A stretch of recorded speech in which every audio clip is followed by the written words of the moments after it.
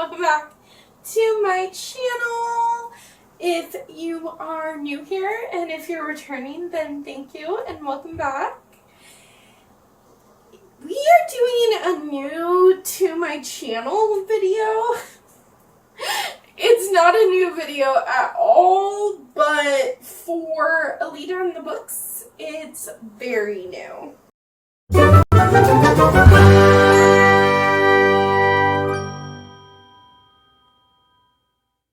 Between September and November-ish time, a lot of booktube creators come out with this video called End of Year TBR or something like that. Well, that's what we're going to be doing. We are going to be reassessing some goals that we had at the beginning of the year. We're going to be going over some of the books that I still hope to get to this year. And just kind of relaxing and talking a little bit. I think what we should do is talk about some goals and the future of my channel. I'm going to be honest with you. I've been feeling kind of like slumpy in my reading, and like I've read quite a few books this month. I think I've read 6 books and it's only the 15th of the month. So it's not like I'm not reading. I'm just not reading for me. And in upcoming months, upcoming years on my channel, I want to give my reading back to myself. And I know that sounds really, really weird. But as a content creator, sometimes I feel like I get lost in the thousands of booktubers, hundreds of booktubers, you know? And like, I absolutely love other booktubers' content too. I love just chilling out and watching some of their content. It's also really good for research purposes, for like what I want to do on my channel. But at the same time,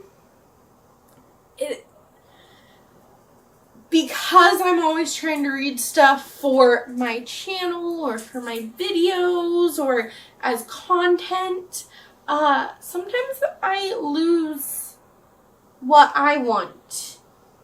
I kind of lose my reading. I don't know if that makes sense or not. It probably doesn't unless you're a content creator yourself.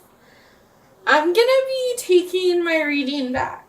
So if I have some books that are very hyped on YouTube, I'm not gonna say yes or no. But if I have books on my TBR that I have no desire to read, I'm not gonna continue to buy them. Yes, most of the books that I've gotten for content or for videos have been very cheap because I find them at thrift stores, but I don't want to do that anymore. So I'm not going to do that, and I know we just went through my shelves, but I've found more stuff that I want to get rid of. So I think I'm actually gonna do another big unhaul. I don't know if that's gonna come before or after this video. I don't even know when this video is coming up, to be honest with you.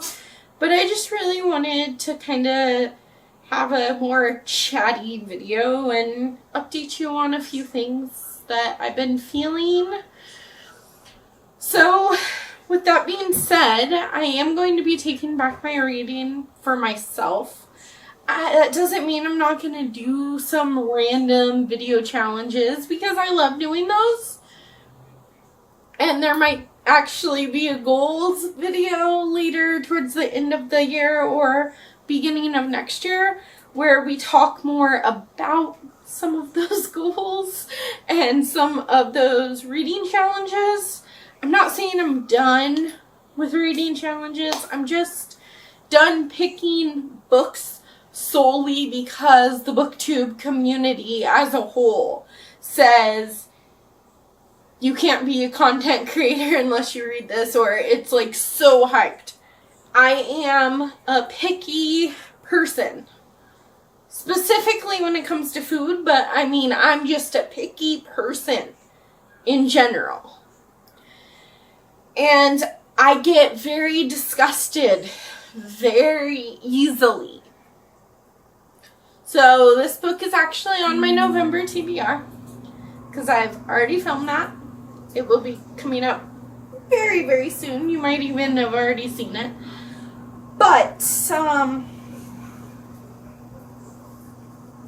Tender is the Flesh is not my type of book at all. It's a disgusting horror novel, and I understand that a lot of horror is horror because it's gross and like body horror and like all that kind of stuff. I don't specifically love that kind of thing at all.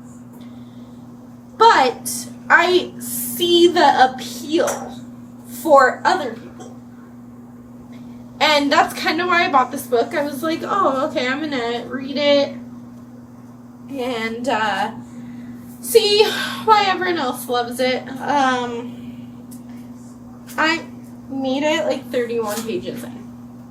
I'm on chapter 6. I didn't move my bookmark yet, but I'm on chapter 6. I have the audiobook for it, but you know what? I'm so grossed out. And I feel like if I continue to read this book, that I am going to stop eating. And I know that sounds super weird, but I get very, very grossed out, and then I just don't eat anything. And since this is a book about this dystopian where you can't eat animals because of this disease that they have, and humans don't want to get that disease, so they've turned to eating humans, so it's like cannibalism, and it's nasty. And I get that that might be kind of the point of this book, but for me it just doesn't work. So I'm officially DNFing this book because I can't handle it. Not because the writing was terrible or anything like that. I just can't get past the nastiness of the whole situation that's going on. And that's okay. So from here on out, I don't want to buy books just for challenges. Now, if I have a challenge idea and then a book happens to fall into that category, or I have a challenge idea because I have lots of challenge ideas that I'm thinking for next year, and the book fits into that category, but I'm kind of like, I don't know, but it does fit the challenge. As long as I'm not actually saying, ew, no, there's no way in the world I'm ever going to read that book, I will give it a shot. But I need to kind of find a balance between reading for content for my channel, reading for you, and getting the joy of reading back, because like this entire month, okay, I was off for a week this month and I thought, ooh, I'm gonna get so much reading done. I read 3 books, which like is actually, some would say, a lot. But I read those 3 books 2 days.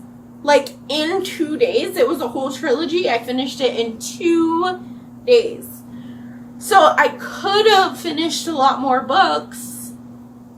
But every time I pick up a book right now, I just get very overwhelmed. And like, I love this channel and I love making videos, but at the same time I just need to balance it out. So that is kind of goal number 1. And now we're going to go into my TBR for the end of the year. This is going to be in 2 categories, I think. So there's going to be series that I'm hoping to finish by the end of the year. And then there's going to be the physical books that I have. And this section, I could have picked more, but I want to be realistic with myself. There's 2, 4, 6, 7, 8 books on that part, and like 8 books on my series that I want to finish, and I have 2 months to do it. So that's 16 books in 2 months. I can do it because usually I read 23 books a month. Give or take a couple. This month, October, is not going well for me. So far in October, with those 3 books I read in 2 days, I think I've read 6 books. But you know what? It's okay. I guess I needed the break. The little mental break. Anyways, let's jump into my end of year TBR.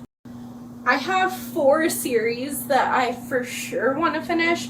Is actually an Audible original series. It's called Love Lines. The first book is Call Me Maybe. It's by Kara something or other. I'm so sorry. I don't remember the name, and I did take note of it. But it was this really super cute romance between this woman who's calling this company to complain, and then I think they start talking on the phone, and then they fall in love and they meet in real life. I might actually re-listen to that one because if I remember correctly, it's fairly short, and I don't remember everything that happened in that story. I just remember feeling like really giddy while I was listening to it. So that one has 3 books in the series. So I also need to listen to Sweet Talk and Seatmate. Sweet Talk is the second and Seatmate is the third in the series. But like I said, I'm probably going to re-listen to the first one because it's been a while. This next series, I only have 1 book left and then I'm done with the trilogy. And I waited like a year in between the first and the second book. There were reasons for that, but I kind of just want to knock this book out. So I actually want to finish A Dog's Purpose by W. Bruce Cameron. The third in the series is called A Dog's Promise, and it's the only one that I don't own. But I'm thinking if I read it and I love it, which I will love this one, then when I earn a book haul, I can hopefully buy more books that I've already read and loved, rather than adding to my TBR. I mean, knowing me, I'll probably add to my TBR too, but, you know, balance. So I can't really tell you anything about A Dog's Promise because it's the third in a series, but in A Dog's Purpose, you follow this dog named Bailey, and you follow Bailey as Bailey dies and gets reincarnated and dies and gets reincarnated, and each time you follow Bailey, or whoever Bailey is for that life, as you follow through their lifetime, and each lifetime the dog has different purpose. I have 2 books in this series to finish, and I own them on audiobook, so I don't think it would be too hard to finish this year. I mean, hopefully. I am kind of trying to challenge myself, but I'm also fairly confident that I can get all of these read. The next book is or the next series is A Good Girl's Guide to Murder by Holly Jackson. There are 2 more. There's Good Girl, Bad Blood. I don't really know what the next 2 in the series are. I just know what the covers look like, and that I have them on audiobook. Good Girl, Bad Blood is the second, and the third one hadn't come out yet, so I don't know. But this follows Pip, who, for her senior project, decides to investigate this murder that happened 2 years ago to a senior at the time named Andy. And Sal, her boyfriend, said that somehow he took the fall, or they think that Sal murdered Andy. But Pip doesn't believe that it was Sal because she knew Sal and he was a nice guy. And that starts this murder investigation. And this was a very slow burn murder mystery, but it's also a thriller. Like, it definitely amped up towards the end of the book with the thriller aspects. And I just thought this was a perfect balance of murder, mystery, and thriller. And I cannot wait to dive into the end of the series because I'm scared if I wait much longer, I won't remember what happened in this book as much, and I'll have to reread it, which, like, isn't a terrible thing, but I do really want to get better at finishing my series in a timely manner. If you know me at all, or you knew me 9 months ago or longer, then I always said, I don't like series. And you see how I'm mocking myself now? So I didn't really have an open mind for series. I was just like, oh, I like standalones, that's it. But there are so many good series out there. Am I gonna be the type that reads all the series? Probably not. Never. But I am more open-minded to reading series, and when I find a series that I love, I want to be better at reading them in a timely fashion. The Simple Wild by K.A. Tucker. I read this book by accident. Actually, I was doing this video over here at one of these corners where I was reading it like Heather from Belle's Library. If you haven't gone to check her out, what are you doing? Her channel will be linked down below. But I had planned out a couple of books, and then she actually came out with this like recommendations video. If you like this, try this. I think that's what it was. And so I found 2 recommendations from that book, or from that video. But one of them was The Simple Wild by K.A. Tucker, and I was like, I'm not gonna like this, and I ended up loving it. I gave it 5 stars, and I think there's a book 2.5, or a book 2, a book 2.5, and a book 3. So there's 3 books that I need to finish by the end of the year. And I think that I own these ones on Kindle. If not, then I'm hoping my library has them. I think the last series that I'm hoping to finish this year is the Walnut series by Jen DeLuca. I enjoyed this book so much. I read it earlier this year, and it's like this hate to love Renaissance fair type of romance, and I just thought it was so cute. I have been on the fence if I want to continue the series because I haven't heard the best things about the sequel, but you know what? I'm gonna do it. I have 10 books just with series, but you know what? It's okay. I think I can do this. I'm actually feeling a lot more confident because it's been weighing on me that, like, I love being a part of BookTube. Like I said, I sound like a broken record, but I don't know. Sometimes I get lost in the mix and I kind of just read stuff just because everyone else is reading it or because I feel like I have to read it. But I'm not going to do that to myself anymore. I'm only going to read things that I'm excited for.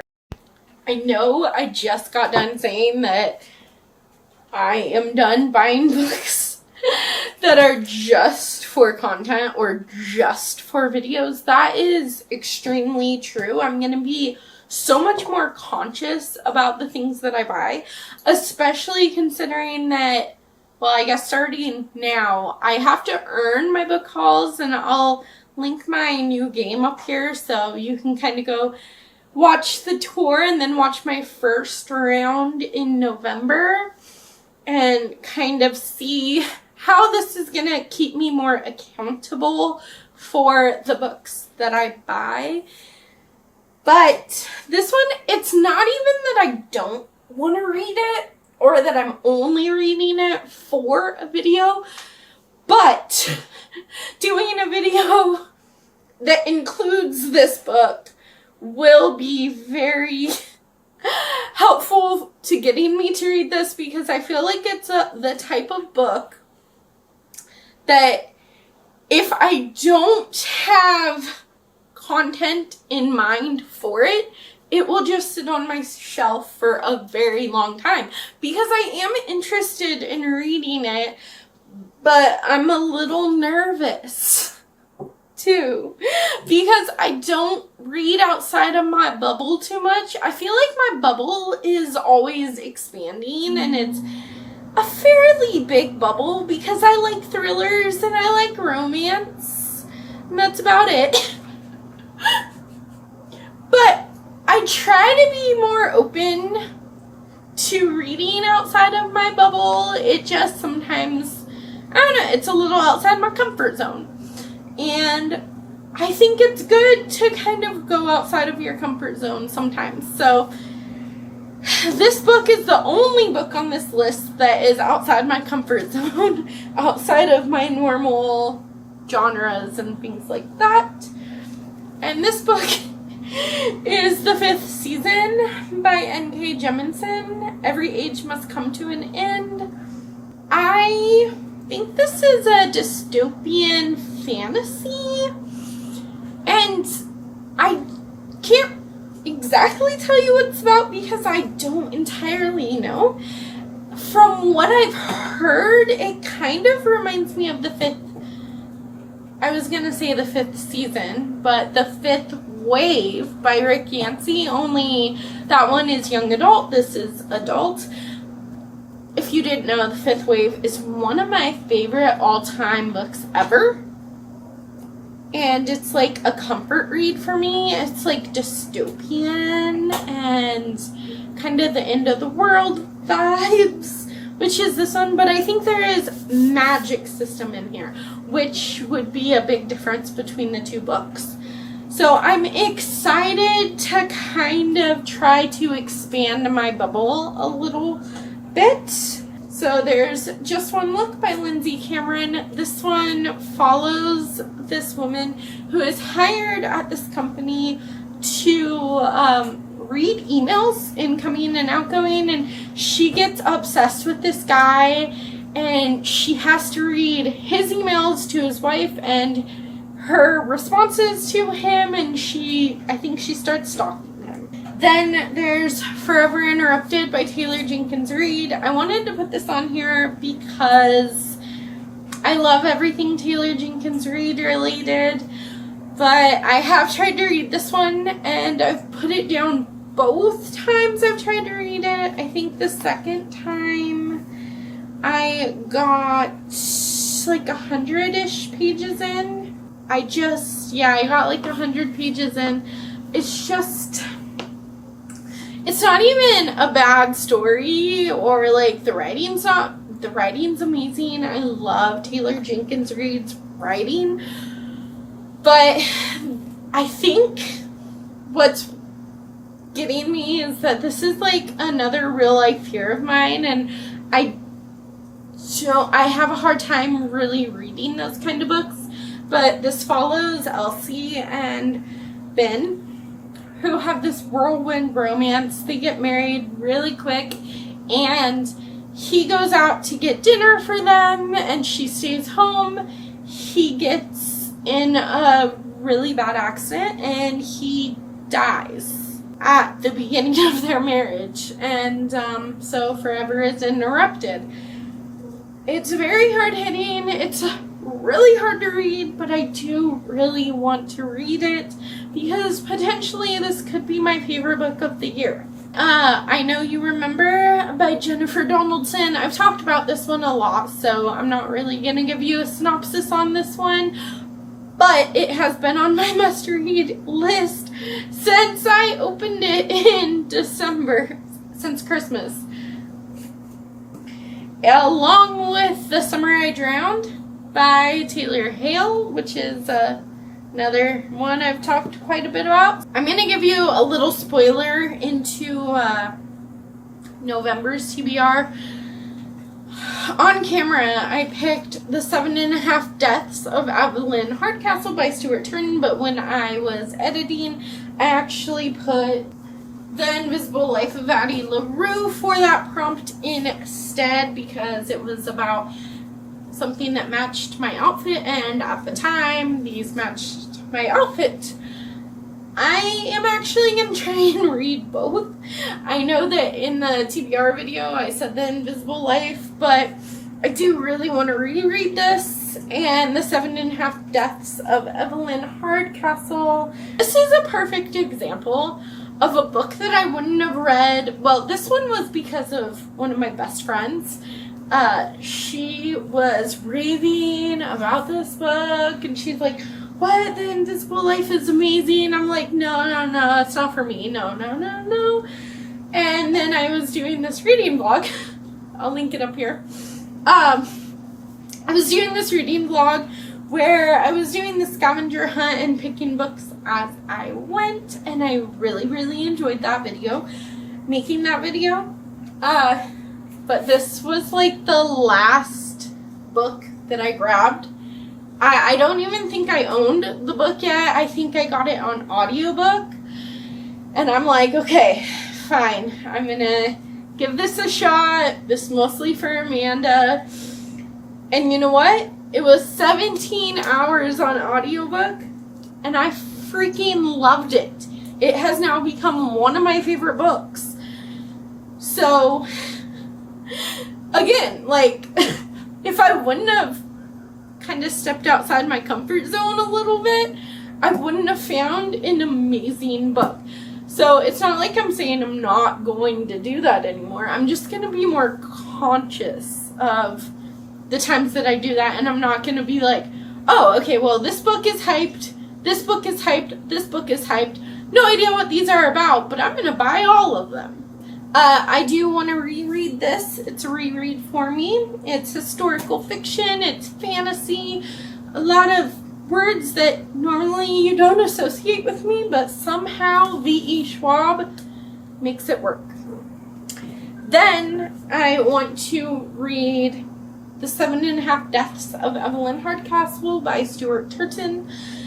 This is one that scares me as well. This is a murder mystery. I think it takes place in the 1920s, and that part sounds amazing. But it's also from the detective's point of view, which is a no-go for me usually. And it